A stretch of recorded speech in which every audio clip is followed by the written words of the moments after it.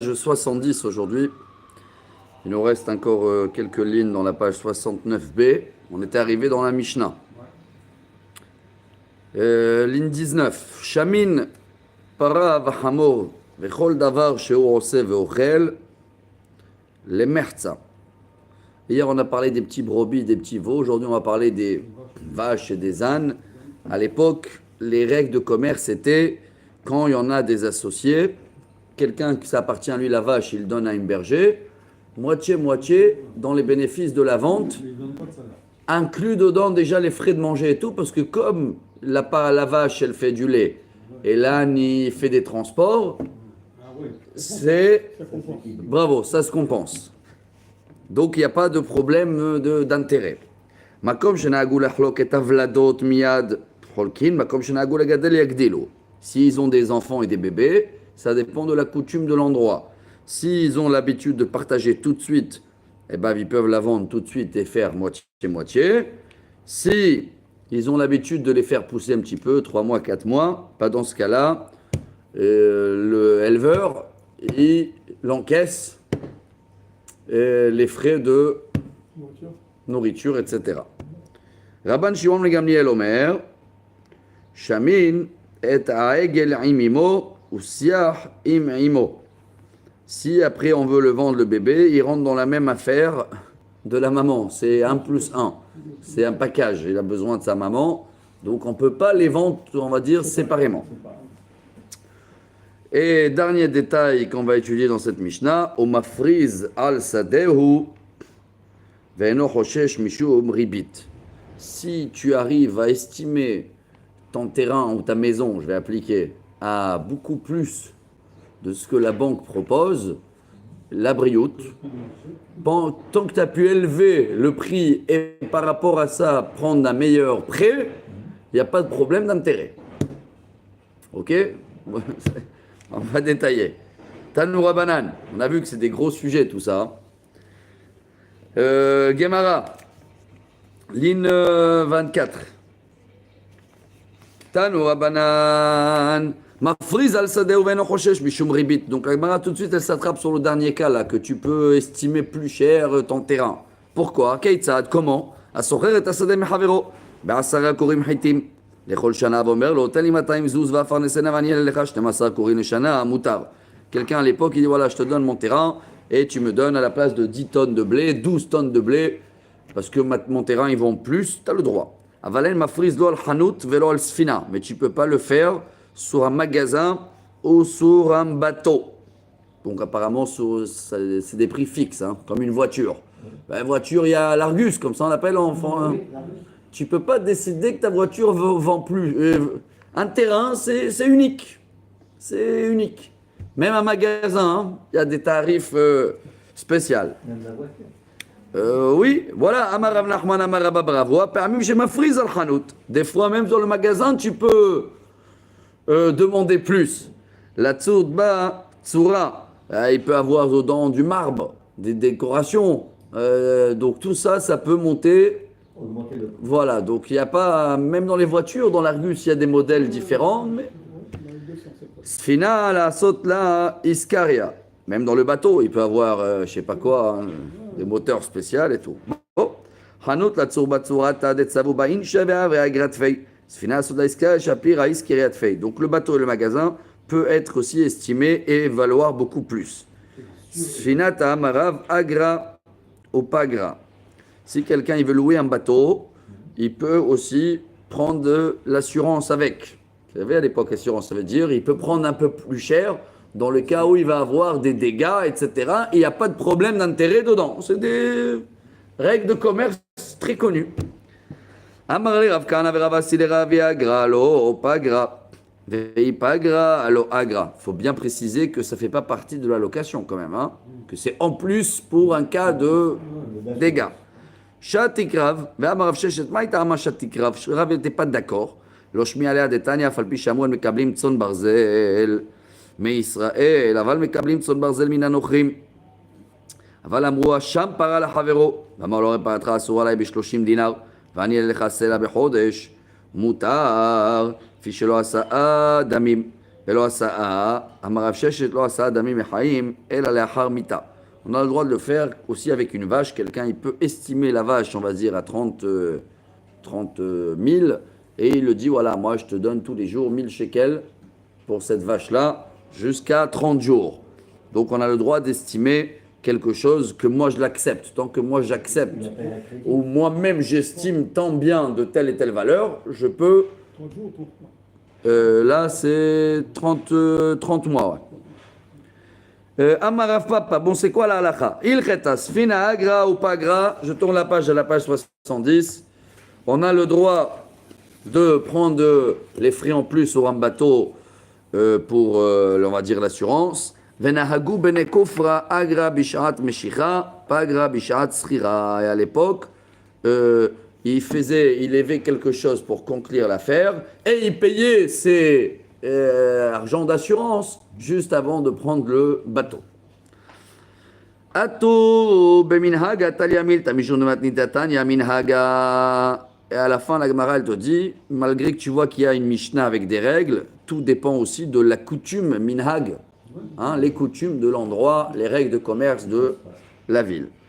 Amar Rav Anan amar Shmuel, ma'ot shel yatomim, mutar le'alvotam beribit. Rav Anan, il nous dit quelque chose de nouveau. Si quelqu'un est tuteur, il a de l'argent des orphelins, il peut prêter avec des intérêts tant que c'est pas lui qui mange les bénéfices, c'est les orphelins. La Gemara, bien sûr, elle l'attaque. Amarav le Rav Nachman mishudeyat meninus fina lehu isura yat medeachle lavdidu leizlu batar shevakayu. Mais quoi? Parce que c'est des orphelins, alors tu veux les gaver avec des intérêts? C'est quoi cette histoire-là?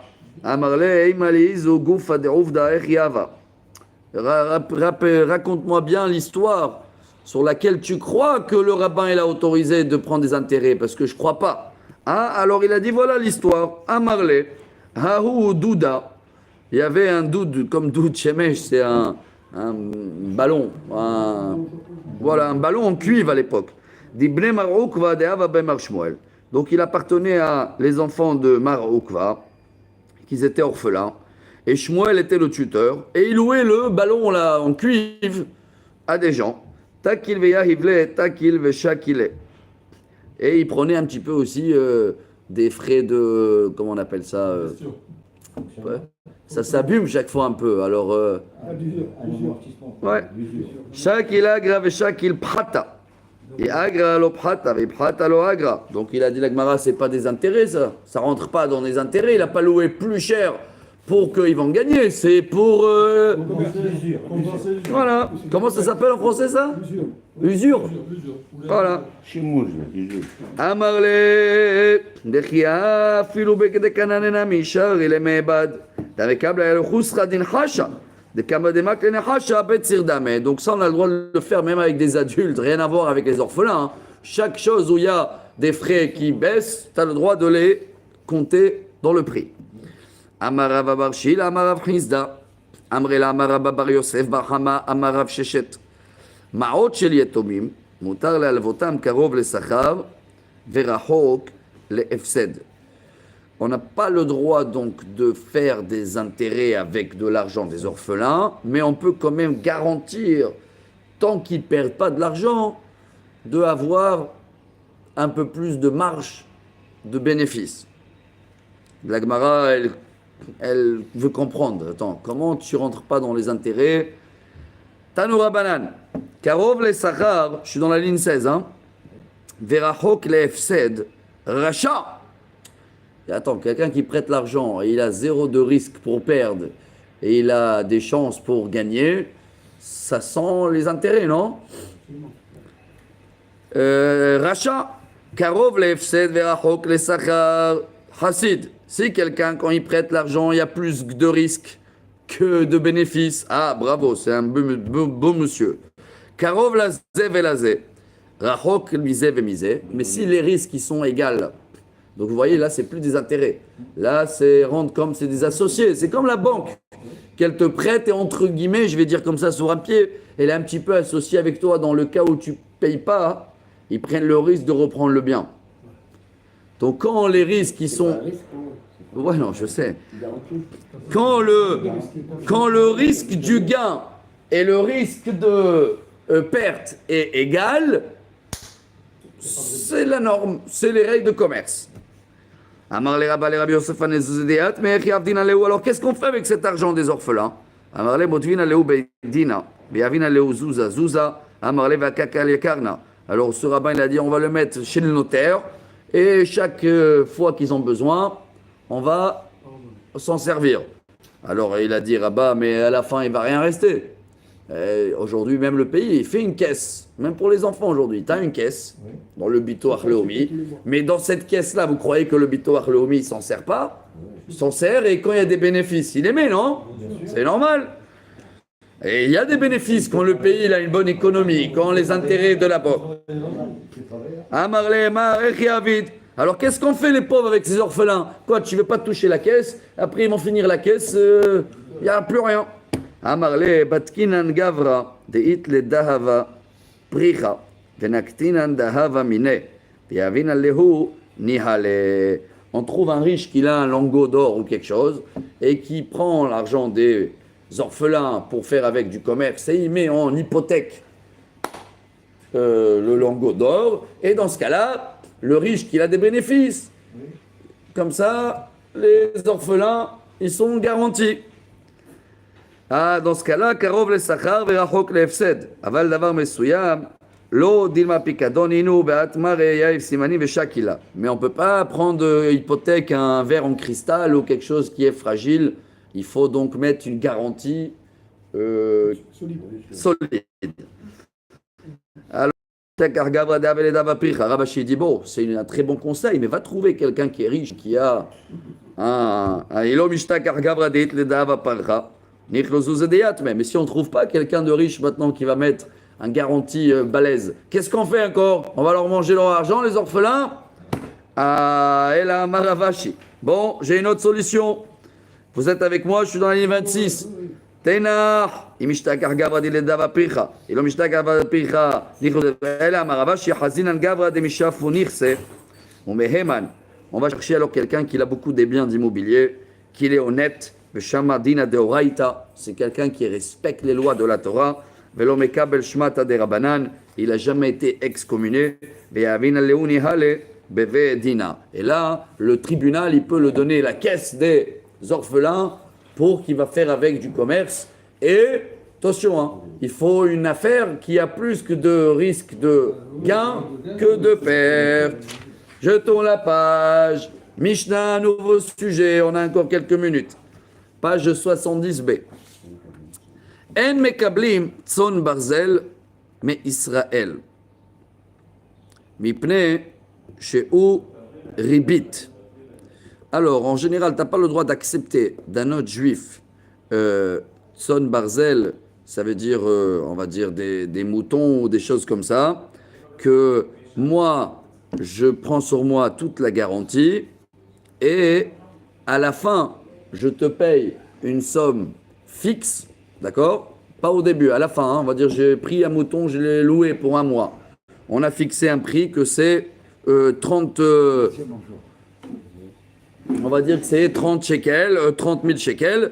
Mais à la fin, si maintenant le mouton il est mort, le mouton il a eu un accident, tout c'est... on n'a pas tranché ça, est-ce que je vais baisser ça du prix? Là, c'est pas bon. Pourquoi? Ça rentre dans le ribit. Par contre, s'il y a des bénéfices, ils doivent le partager. Aval mekablim tzon barzel min arvet kochavim velovin men umalvin otam beribit vechen beger toshav. Mais toutes les règles d'intérêt, ils comptent les juifs. Quand il y a un non-juif, on a le droit de prendre des intérêts. La Gemara va expliquer pourquoi. Malve Israël ma'otav shel ovet kochavim vechemidat ovet kochavim avalo midat Israël. Tant qu'il n'y a pas un Israël qui est concerné, tu as le droit de faire plusieurs manières d'intérêt. Gemara. Les mêmes l'insang birshuta de mekabel kaima urminu son barzel min anochim pturin vladot pturin min achora. C'est une histoire connue, quelqu'un qui a reçu des moutons.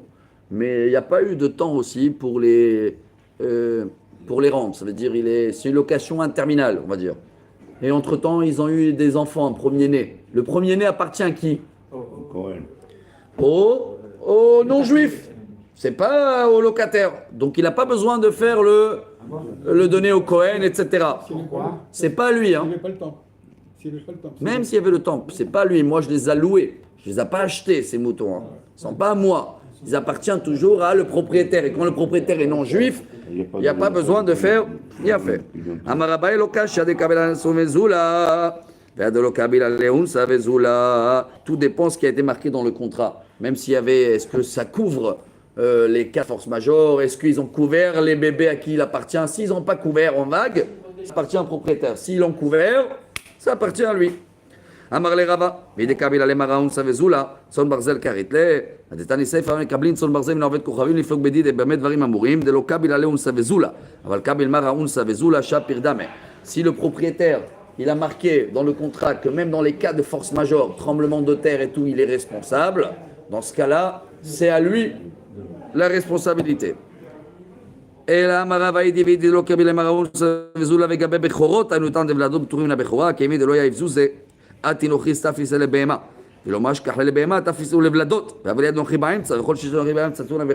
même si le premier-né, ils ont fait une affaire que dès qu'il y a deux bébés, un il est à moi, un il est à toi, mais quoi qu'il arrive, le premier il peut toujours dire le non-juif, le propriétaire, c'est à moi. Tant que c'est pas à 100% en Israël, il n'y a pas besoin de faire le rachat. Un an ou un an et demi. Ouais. Je termine la page. Marbeono, ligne 19. Marbeono ben Esher et Avil Rondanik Betsen, ou Maïl Honen Dalim Amarav, Kevon Shvur Malka. Amarav Nachman Amarav Notzricha, la Dafilu Ribid, Dovet Kochavim. Itivi Ravan Rav Nachman Anochi Tashich, Maï Tashich, Lav Tishoch, Lo, Tashich, Chilo Sagav. Voilà, j'arrive tout de suite. Sag de là-bas qu'il a pouké, Achicha, Delo, Achicha Behed Yakatav, Achicha Lo Tashich. Quand c'est un juif, il y a minimum 2 péchés dans les intérêts. Et quand c'est un non-juif, c'est ce qu'on va voir dans la page de demain.